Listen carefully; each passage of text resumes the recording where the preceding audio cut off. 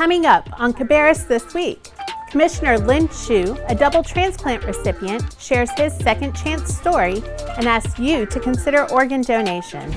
And Alps is back with a Finders Keepers you won't want to miss. Plus, Week of the Young Child focuses on the needs of our youngest community members. Learn about a program that puts kids ages 5 and younger on the path to literacy. That's all right now on Cabarrus This Week. Welcome to Cabarrus This Week. I'm Kasha Thompson, and we're coming to you from one of the liveliest spots in the county, the children's area of the Concord Library. Cabarrus commissioners have proclaimed April as Donate Life Month to raise awareness and encourage Cabarrus County residents to register as organ, eye, and tissue donors. It also honors those who have saved lives through the gift of donation. We spoke with double transplant recipient Commissioner Lynn Shue to learn about new milestones he's reached and hear his second chance story, which we first aired in 2019. Hello, my name is Lynn Shue, and I'm one of your Cabarrus County commissioners. I've been on the county commission now since 2014, and anyway, it's been several years since I sat here in this spot to sort of bring you up to date with my transplants. As you know from a previous video we did a couple of years ago, I was celebrating an anniversary for my heart and for my kidney transplant, and I wanted to sort of give you a little introduction today for a new anniversary. On this year in November will be my 27th year on the heart transplant and 20th year on the kidney transplant. And because of two people, I still live today. I'm doing good. I've got a few issues, but for that matter goes, all of us have got issues as we get older. But I wanted to take just a minute to give you an introduction to a video that we did a couple years ago, and to bring to your attention that the month of April is the National Donate Life Month. And by being an organ tissue donor, you can save as many as 8 people. I've been able to do a lot of things because of the gift that Bonnie gave me, the gift that the 17-year-old boy from Michigan gave me. How do you say thank you for somebody that gave so much? I was in the basement of our house, and I heard the phone ring upstairs, and so I run upstairs to get the telephone. When I got to the top of the steps, I felt like, wow, whoever called, I said, could you hang on while I catch my breath? And I knew at that point something was wrong, so that's when I told Patty to go ahead and get me a doctor's appointment. I hadn't even been there in his office but about 5 minutes, and that's when he told me, going the way that you're going right now, he said, you probably got a month and a half, maybe 2 months to live because you're in severe congestive heart failure.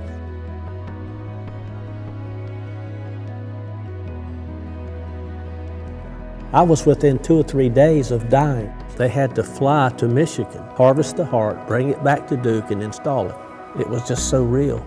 How that God how he reached down and he picked me up.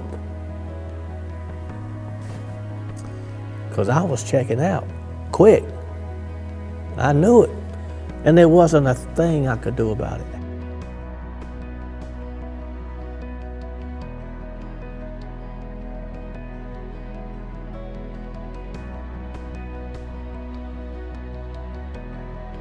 One day, I was down at my mailbox at the bottom of the driveway there. I met my next door neighbor, Bonnie Brown, and they lived right above us. There's only 2 houses on that road. Bonnie had lived there for 11 years, and we had never really took the time to talk. He invited me to church, me and the family, and we started going to church with him, me and the kids. Well, she realized that I was in kidney failure and that I needed a kidney transplant. I had 9 people offer to give me a kidney, and Bonnie was the only one that matched with me. I told her, I said, Bonnie, I said, look, I said, you don't really have anything to gain but a lot to lose simply because your family needs you just like my family needs me. I said, so I want you really to think about this. And I said, if there's any way to get out of it, get out of it. I said, because it's a lot of risk. Well, she just said that she just couldn't get out of it. She had to do it. That's a wonderful feeling, able to give life to somebody.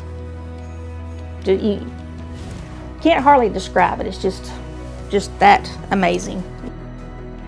Had Bonnie not come along and gave me that kidney 7 years after the heart transplant, I would have been gone. It is life-changing, but it's a good life-changing. It opens your eyes up to what miracles can actually be.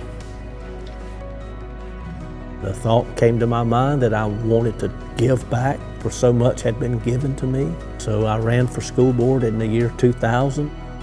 One of the reasons I love public service is because it gives me a purpose. It gives me a reason to get up in the morning. And I tell Bonnie all the time, whatever I accomplish in this life, you'll have a part of it because you helped give me life.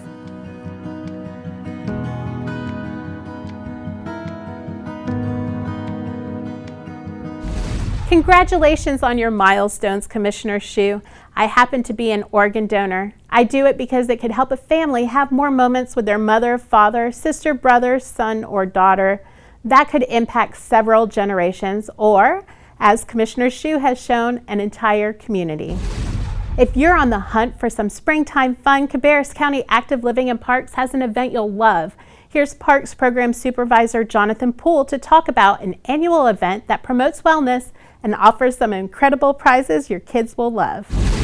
This year we're going to have 650 bags that are pre-stuffed. They've got craft, candy, stickers. April the 9th we're going to have our golden egg Easter egg hunt, which will start at 10 a.m. This year we're going to kind of change things up a little bit and do 12 golden Easter eggs, which in the past we've always only done 5. If you find a golden Easter egg, you get to bring it to the park office and we've got a special prize. Depending on which egg you find, you could win something like a family fun pass to the park. You could also win something like a bike. It just gets people in the park. It shows them some of the amenities. Some of our eggs may be hidden in places where, you know, popular, maybe around the lake or maybe around our mini golf course. Some areas that some people may just not even know about. So kind of gets you to explore the entire park instead of just bits and pieces. Starting at 10 a.m. we'll have our clues going out. Every 15 minutes there'll be another clue for a different egg. If you come and get one of the special bags before the Easter egg hunt, then you get something a little more dialed in, so you'll get a little bit better chance at finding one of the eggs a little quicker maybe.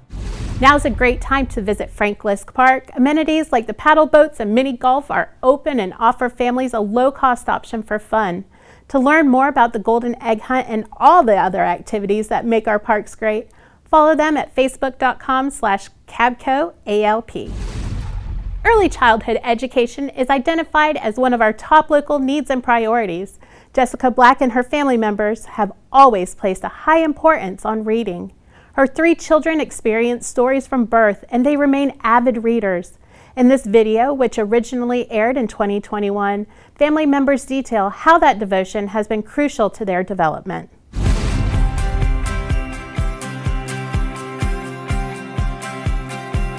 We are a family of 6. My husband Michael is in the IT profession. I am a homeschool mom of 4. Will is 16 and a junior in high school. My 12-year-old Rachel is in the 7th grade. I have a 2nd grader, Hudson, who is 7 years old, and Charlie is 3. Reading is absolutely critical in our family life. My husband and I have always read to our kids from the time that they were just tiny babies. You know, when you have a really little person at home and they're awake during the hour, sometimes there's just not a whole lot of exciting things to do with a person who is really cuddly and adorable but needs stimulus. So even from the time they were really small, we would read cloth books or bathtub books or whatever kinds of toy books would entertain them. Learning to love reading at an early age, it really prepares you to seek out stories that you enjoy. And by stories, I don't mean just literature. Stories can mean history as well. It's really helpful when it comes to appreciating culture. It's that whole philosophy of read and you'll know. If you can read, you can learn anything that you want to. And we really wanted to give the kids the keys to that as early as possible and let them find their own ability to control their knowledge. The best thing you can do is read with your child. It really helps build strong relationships. I remember when I was little, I just felt so comforted when my mom read to me. Think of it as quality time. I mean, it's really just an opportunity to snuggle a little person that you love and share an experience together. Look at pictures, point things out. It doesn't all have to be like, I'm gonna pick out the whole, Dr. Seuss catalog of books and we're gonna work through all of them today. It's an opportunity to do something fun together and to notice things and to observe what catches your child's eye. Hang out on a page, read the words and point to them if you feel like it. But if they're not interested in that, just looking at the pictures and talking about what they see. A zebra. A tiger. A tiger. But those look like little lions in the background. Reading is just as important to every family, I think, as it is to ours. It's one of those things that the sooner that your child feels capable and excited to read, whether it's the same kinds of books that you would choose for them or not, they're controlling what goes into their minds and the way that they can think about things and engage with their world in a new way. And that's really beautiful and wonderful to see that kind of growth and development. And it's so neat to think that that's something that we can foster and encourage as little as from infancy, that we can start when they're just that tiny and introduce them to this thing that we want them to kind of grab hold of and take captive of and make their own as they grow. It's the week of the young child, and the Cabarrus Library has resources to engage the whole family in early education and literacy. Use the opportunity to start your 1K before K journey. Learn more at facebook.com/Cabarrus County Library. Well, that's our show for this week. Thanks for watching.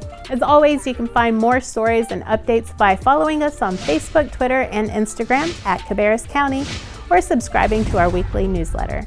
Just go to cabarruscounty.us, type newsletter in the search bar. And don't forget, you can watch all of our programming on demand at youtube.com/Cabarrus County.